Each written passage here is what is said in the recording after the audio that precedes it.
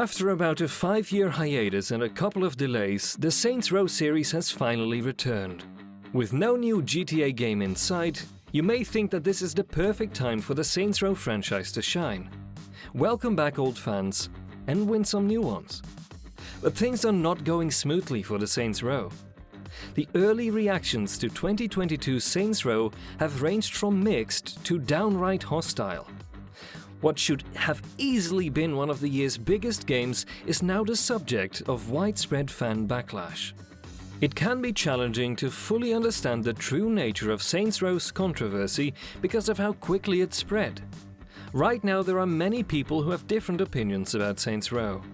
So we will try to uncover some of the major reasons why this open-world crime game is currently getting a lot of hate. Let's get to it. While I'd prefer to avoid this particular controversy, you can't discuss the Saints Row backlash without addressing those fans who claim the reboot is too woke. See, the original Saints Row games famously utilized an over-the-top, take-no-prisoners style of humor that has been compared to South Park. The Saints Row series has historically looked for ways to make a name for itself and stand out from the competition. And the franchise's sense of humor and general absurdity earned it a lot of fans. In general, Saints Row's ridiculousness has been its most valuable asset. You may or may not find dildo bats, dubstep guns, or a car repair shop named Rim Jobs amusing, but the franchise's willingness to go there certainly helped it find an audience. To be very fair, that approach also contributed to some of Saints Row's best moments. There aren't many games that start with a gang leader becoming president of the United States, only to eventually acquire superpowers that they use to defeat aliens, but that's exactly what a game like Saints Row 4 offers. However, Saints Row's willingness to go so far over the top and poke everything meant that it would often go way too far. Homophobia, racism, numerous instances of sexual violence against women, played for laughs, and numerous other instances of vulgar content often justified in the name of parody. The series actually did get a little better in that respect as it went on. However, embracing the franchise at its best meant being willing to tolerate, overlook, or even love the games at their worst. The offensive nature of the Saints Row series eventually became one of its defining characteristics. The developers have been clear from the start about their desire to target some of Saints Row's most offensive elements while maintaining some of the absurdity that helped make the rest of the franchise work. They believe societal tastes have changed and Saints Row needs to change as well. They wanted to connect with a type of humor that is more suitable for a larger audience. An idea more often pulled off nowadays, but an idea that also angers a lot of die-hard fans. Some Saints Row fans latched onto the idea that the reboot's creators were disingenuously making their game woke in order to appeal to a wider audience. It is also important to realize that this particular controversy kind of took on a life of its own before anyone actually played the new Saints Row game. There are some gamers who outright hate Saints Row's new cast of young characters, as well as its new tone. They believe that these ideas are designed to appeal to Gen Z gamers. And I'll leave it at that. Saints Row is a series that has evolved significantly. There are many people who regard Saints Row 2 as the series' pinnacle.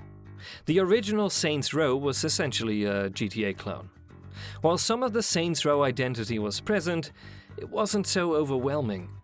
Many people liked it because they'd finished Grand Theft Auto and didn't have much else to do on it.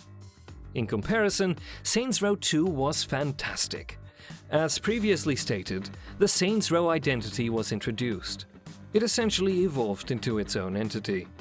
It evolved into something that was not always full-fledged parody. But it was funny, action-packed, and, well, let's be honest, full of charm. It had a lot of positive aspects. They lost some of those people with Saints Row 3, and then Saints Row 4, which became increasingly insane. Here's the thing about those games though, they were huge hits as well. So they not only got crazier and crazier, but they also brought in more and more people to the series. And there is a clear distinction between the two types of Saints Row fans.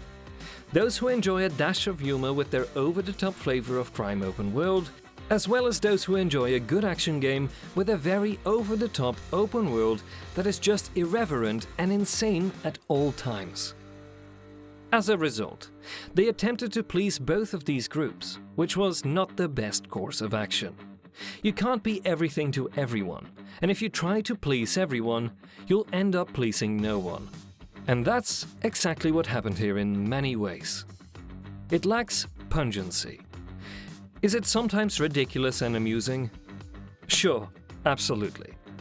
But that's not consistent, and it doesn't even try to be that all the time. Sometimes it really comes across as a generic, open-world crime game that just tries too hard to be anything. As for the story itself, the game sort of emphasizes uninteresting characters. They probably function when written down. When you write stories, you frequently use archetypes. It's not so much what kind of character they are, as it is how they are executed. And that's the problem we're dealing with.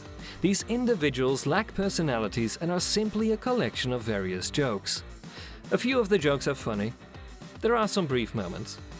However, the issue arose when they sought to become the greatest humorists of all time.